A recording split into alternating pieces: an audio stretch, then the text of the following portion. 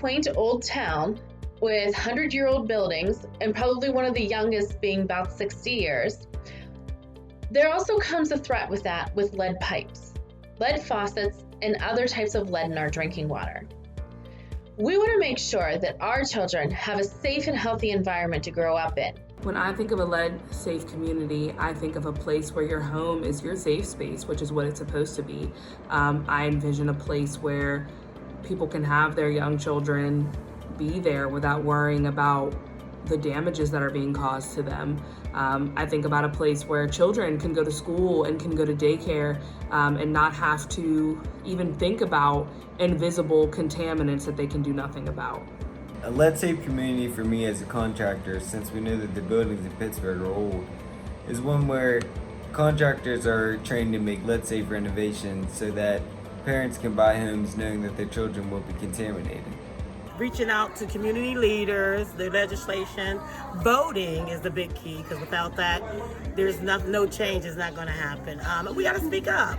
It means that one day I'll be able to talk about lead exposure and lead poisoning in the past tense instead of the present.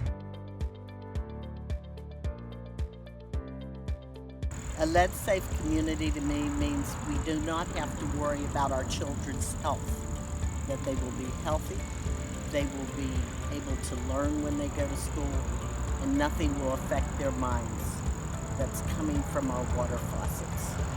I think a lead-safe community is one where families, and especially vulnerable families, can live a safe, high quality of life. One where they're not fearful of contaminations in their water, in their soil, and one where there's lots of information and knowledge about what to do if there is a problem. A lead-safe community values science, precaution, and makes investments in risk reduction. And if kids are exposed to lead, a lead-safe community makes sure that those families have all the resources they need to eliminate lead hazards and proactively address the impacts of lead poisoning on their children's lives. Lead essentially contributes to the way we learn, the way we grow, our healthcare status, the food that we eat, the air that we breathe. So creating a lead-free system, a lead-free community will overall create a healthy living environment for not only adults but children as well.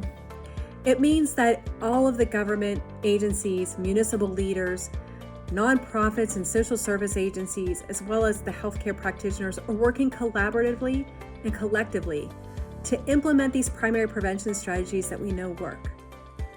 We have the solutions, and now it's time for all of us to work together to make a difference.